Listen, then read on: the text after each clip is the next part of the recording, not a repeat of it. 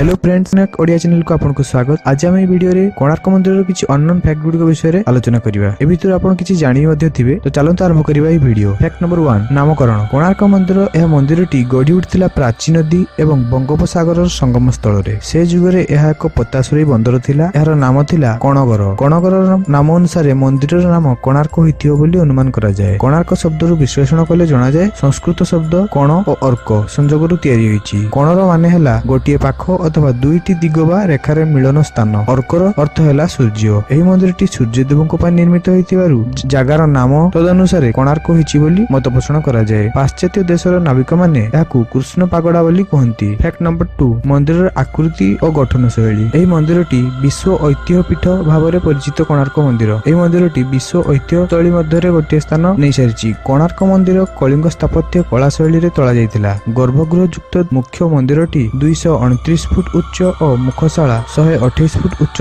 13 foot उच्च पत्थर चट्टाण उपरे विमान जगमोहन रथ रूपरे गढ़ा जायतिला। से चट्टाण चारिपटे 9 फुट 9 इंच उच्चर 14टी चक्क और सम्मुखरे 7टी घोड़ा खंजा जायतिला। जगमोहनर उच्चता 123 फुट और विमानर उच्चता थिला 225 फुट। एबे विमानटी प्राय ध्वंस हो जायछि। वर्तमान अछि गर्भगृह, देवसिंहासन, मुखशालाटी संपूर्ण सुरक्षित थिला। कालर कराल गतिरे नाट मंदिर और भोग मंडपर किछि अंश मात्र सुरक्षित रही पारिछि। मंदिर बेढ़ार दैर्घ्य और प्रस्थ यथाक्रमे 857 और 540 फुट। मंदिरटी प्राकृतिक परिवेश भितर रहिछि और एहा चारि पाखरे काजू, शिशु आदि बालिया माटी रे बढुतिबा गछ रहिछि। 3 नंबर फैक्ट रहउछि चुंबक और भासमान मूर्ति। स्थानीय लोक और पथप्रदर्शक मानक कहिबा अनुसार कोणार्क मंदिर प्रति 2टी पत्थर भितर गोटिए लेखाएं लुहा प्लेट दिया जायतिला, जहा आज भी देखिबाकू मिले। देवळ को लुहा बीम देई मजबूत करा जायतिला। दधिनौती बा मंदिरर चूड़ारे 52 मेट्रिक टन क विशाल चुंबक खंजा जायतिला, जहाकू 1200 बढ़ी करिबार नथिले। ता 12 वर्षर शिशुपुत्र धर्मा करि दैथिला। किंतु चुंबक कारणरू देवळटी समुद्र कूଳରେ प्रतिकूलतार प्रभावित न होई मजबूत होई ठिया होई रहितिला। मुख्य प्रतिमा कोनोसी सिंहासन रे बसी नथिला। खंजा जायथिबा अनेक चुंबकर शक्ति बଳରେ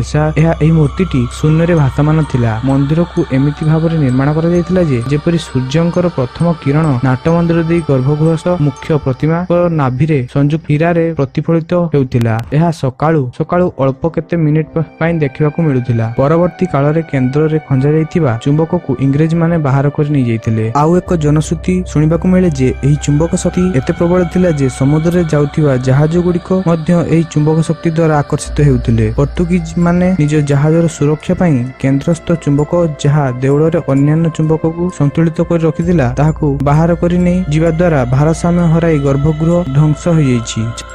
तो यह थिला मिस्टेरियस एपिसोड 5। आपण जदि या पूर्व वीडियो गुडी को देखि नांती ताले डिस्क्रिप्शन में थिबा लिंक रो आपण देखि परिबे।